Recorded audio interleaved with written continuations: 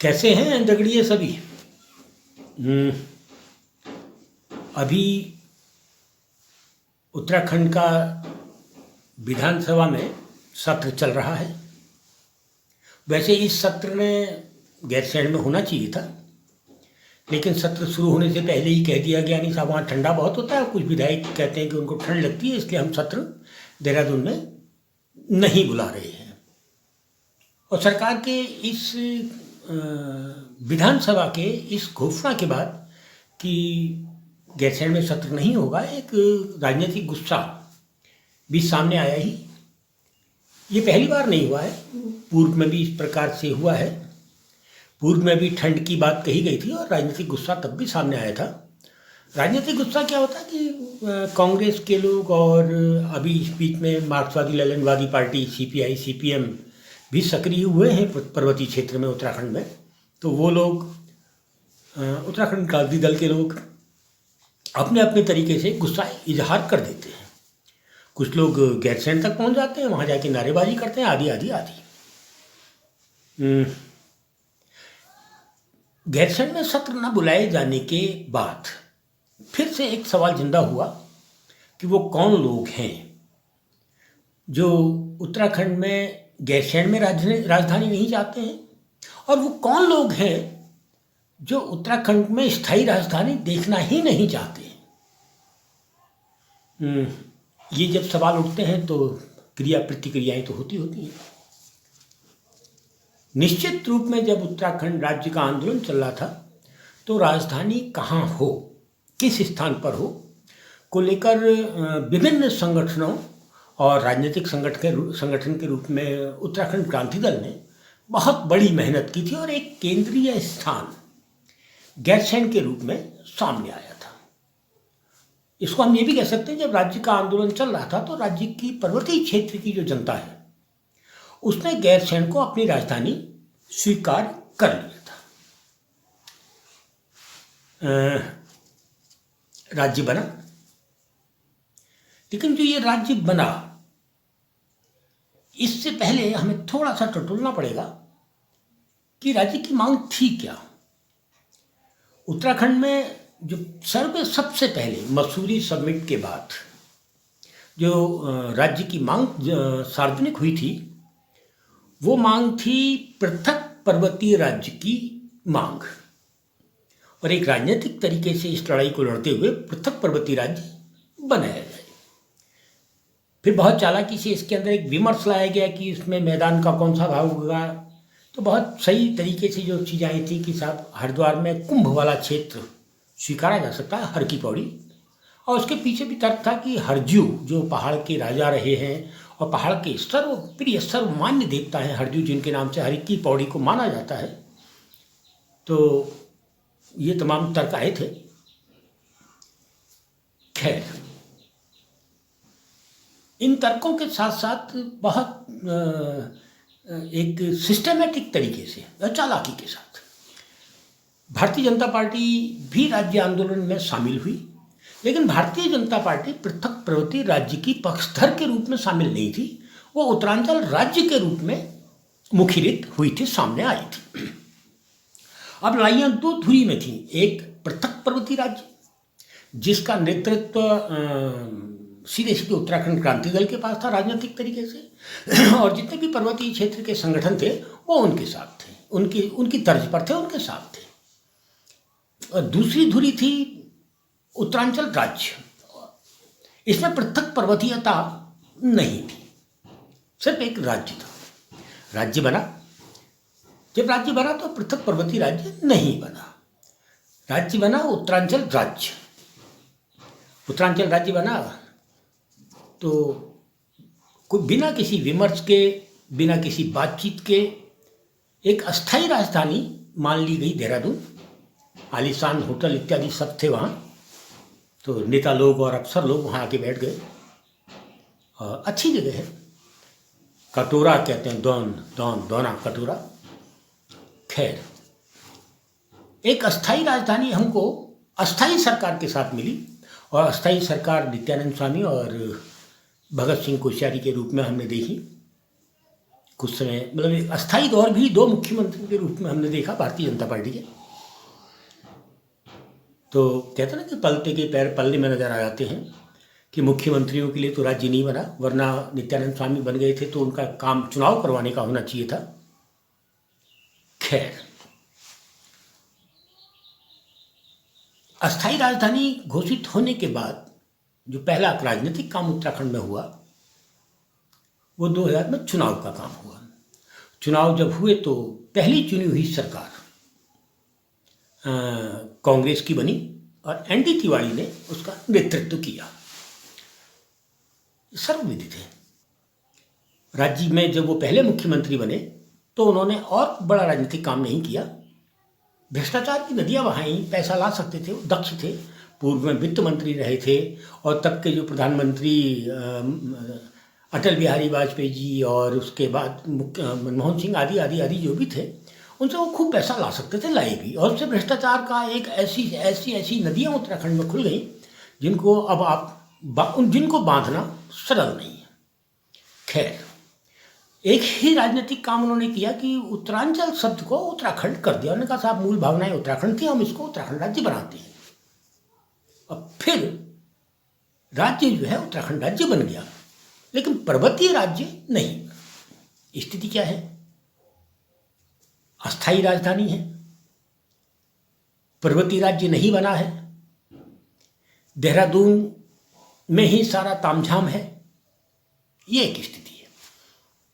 उत्तराखंड क्रांति दल धीरे धीरे समाप्त होता चला गया, तो उसकी वजह से उत्तराखंड क्रांति दल ही रहा। ना तो उसने गैरसैंण को लेकर मजबूती से अपना पक्ष रखा, ना संशोधनों के खिलाफ कोई शब्द बोले। बाकायदा कई जगह तो वो संस्थाओं में आ गए या सरकारों में आके सरकार के रूप में आने का प्रयास करते रहे, आदि आदि आदि। तो अपने कर्मों से उत्तराखंड क्रांति दल वहाँ चला गया जहाँ पर वो जा सकता था। लेकिन जनता के बीच में जनता ने अभी भी उत्तराखंड क्रांति दल को अपने मन से नहीं निकाला है। खैर, ये तमाम बातें बात की हैं। आज मसला राजधानी का है। नरेंद्र तिवारी जी के बाद भारतीय जनता पार्टी की सरकार आई। खंडूरी जी, निशंक साहब मुख्यमंत्रियों के रूप में सामने आए। मैंने कहा था कि भारतीय जनता पार्टी उत्तरांचल राज्य को लेकर सामने आई थी, पर्वतीय राज्य को लेकर नहीं आई थी। इसलिए हम उनसे उम्मीद नहीं कर सकते थे कि वो पर्वतीय क्षेत्र में या गैरसैंण, जो पर्वतीय राज्य की आत्मा के रूप में राजधानी स्वीकार्य थी, उसको स्वीकार करेंगे। नहीं किया सकते थे। और इनके निशंक के समय में तो बाकायदा नजीबाबाद तक जोड़ देते हैं, आदि आदि आदि आदि बहुत कुछ चलता रहा। खैर, उसके बाद फिर कांग्रेस की सरकार आई और विजय बहुगुणा मुख्यमंत्री के रूप में सामने आए। विजय बहुगुणा ने भी अस्थायी राजधानी, स्थायी राजधानी, गैरसैंण को तवज्जो नहीं दी।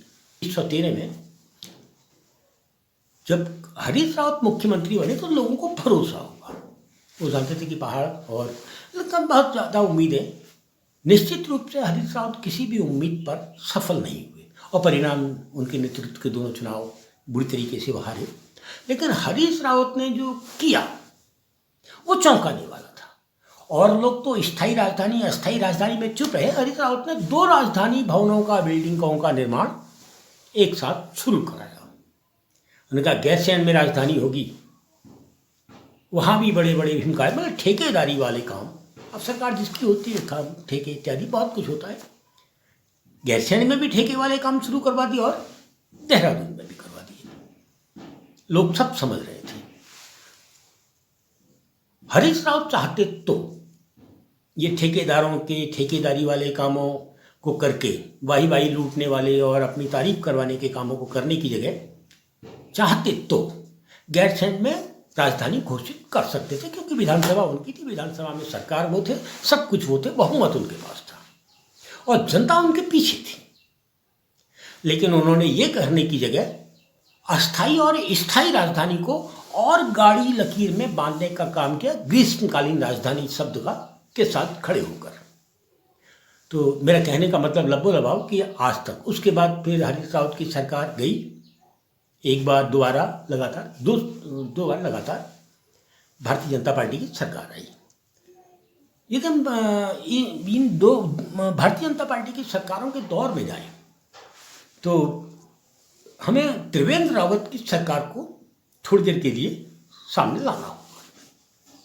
निश्चित रूप से त्रिवेंद्र रावत की सरकार भी गैरसैंण को लेकर खुलकर सामने कभी नहीं आई, राजधानी को लेकर। लेकिन त्रिवेंद्र रावत का एक फैसला एक बहुत बड़ी बीमारी का इलाज भी कर रहा था। उन्होंने उत्तराखंड में एक तीसरी कमिश्नरी की बात लाई और तीसरी कमिश्नरी का प्रस्ताव बनाया बकायदा कि गैरसैंण में साहब उत्तराखंड की तीसरी कमिश्नरी होगी। उसमें गढ़वाल कमिश्नरी का भी और कुमाऊं कमिश्नरी का भी भाग जोड़ा गया। मैं यहाँ बहुत स्पष्ट शब्दों में कह दूँ कि कुमाऊं और गढ़वाल शब्द ईस्ट इंडिया कंपनी के समय में सामने आए थे और ये प्रशासनिक शब्द थे। हम तो केदारखंड, मानसखंड है ना, फिर उसके बाद गाँवों का क्षेत्र आदि आदि थे और एक प्रशासनिक रूप से दो प्रशासनिक क्षेत्र बनाए गए, एक कुमाऊं एक गढ़वाल। सिर्फ प्रशासनिक क्षेत्र नहीं बनाए गए। कुमाऊं रेजिमेंट का गठन कब हुआ था आप सब जानते हैं, गढ़वाल राइफल्स। उसके बाद अंग्रेजों के समय ही कुमाऊं कमिश्नरी, गार्डन साहब, फिर जॉर्ज विलियम ट्रेल, फिर ट्रेल के समय में एक गढ़वाल सहायक कमिश्नरी आदि आदि आदि आदि। मतलब कुमाऊं और गढ़वाल को ईस्ट इंडिया कंपनी ने जो एक शुरुआत की थी प्रशासनिक शब्दों के माध्यम से तोड़ के रखने की, और उधर टिहरी तो स्वतंत्र देश था ही था, राज्य राजा, तो वो कवायद जो है स्वतंत्र भारत में भी जिंदा रखी। कुमाऊं मंडल विकास निगम, गढ़वाल मंडल विकास निगम, कुमाऊं विश्वविद्यालय, गढ़वाल विश्वविद्यालय, कुमाऊं जल संस्थान, गढ़वाल जल संस्थान। मतलब कुमाऊं और गढ़वाल को विभक्त करके रखने का खेल सभी सरकारों में, ये अभी 70-75 साल की सभी सरकारें कॉमनवेल्थ एक तरीके से करती रही। त्रिवेंद्र रावत ने हिम्मत की, उसने एक नया प्रशासनिक शब्द दिया। अब इस नए प्रशासनिक शब्द के आते ही कुमाऊं और गढ़वाल शब्द जो विभक्तिकरण की दीवार थी वो टूट रही थी। भाजपा और कांग्रेस के पुराने लोग, यहाँ का मीडिया बकायदा जो देहरादून में गढ़वाल संस्करण निकालता है और हल्द्वानी में इत्यादि में कुमाऊं संस्करण निकालता है, वो सब लामबंद हो गए। उन्होंने कहा अगर ये कुमाऊं गढ़वाल की दीवार इस आदमी ने तोड़ दी तो निश्चित रूप में अगला कदम ये राजधानी का उठाएगा। और गैरसैंण में अगर राजधानी बन गई तो वो कॉरपोरेट जिनसे हमको पैसा मिलता, जिसकी गोद में हम लोग बैठे हैं और जिसके सहारे पर पूरी लूट पहाड़ में खनिज की, पेयजल योजनाओं के नाम, जल विद्युत परियोजनाओं के नाम से पानी की आदि आदि रास्ते हमने बना रखे हैं, खोल रखे हैं, उनका क्या होगा, ये डर था। और फिर एक बहुत बड़े मतलब जनता में कहीं विरोध नहीं था और एक ऐसा माहौल बनाया गया जो अखबार में था, जमीन में नहीं था। लोग तो स्वागत कर रहे थे, बहुत बड़ा काम त्रिवेंद्र ने कर दिया है। और यही फैसला त्रिवेंद्र की लुटिया डुबा गया। और अभी तक हमारी स्थायी राजधानी है ही नहीं। क्यों नहीं है? क्योंकि पृथक पर्वतीय राज्य तो बना ही नहीं है। अगर पृथक पर्वतीय राज्य बन गया होता तो हम आज की तारीख में पहाड़ के लोग, देखिए हम लखनऊ में अल्पसंख्यक थे, पहाड़ लखनऊ में अल्पसंख्यक था, आबादी के हिसाब से अल्पसंख्यक था। आबादी के हिसाब से अगर अल्पसंख्यक था तो बजट के हिसाब से अल्पसंख्यक था, बजट के हिसाब से आबादी और बजट के हिसाब से अल्पसंख्यक था तो पंचायतों के हिसाब से या अपना विधानसभा क्षेत्रों के हिसाब से भी अल्पसंख्यक था। उत्तराखंड राज्य बनने के बाद, उत्तरांचल उत्तराखंड राज्य बनने के बाद जो पर्वतीय राज्य नहीं है, हम पहाड़ के लोग तो आज भी अल्पसंख्यक हैं। राजधानी क्योंकि राज्य आंदोलन, पर्वतीय राज्य आंदोलन ने अपनी आत्मा में राजधानी गैरसैंण बना ली थी, इसलिए किसी माई के लाल की हिम्मत नहीं है कह दे कि गैरसैंण में राजधानी नहीं बनाएंगे। ये हिम्मत ना हरीश रावत खेमे में है, ना अभी भारतीय जनता पार्टी में तो भगत सिंह कोश्यारी खेमे में है, किसी में नहीं है। भाजपा कांग्रेस में इतनी हिम्मत नहीं है जो कह दें कि गैरसैंण राजधानी नहीं होगी।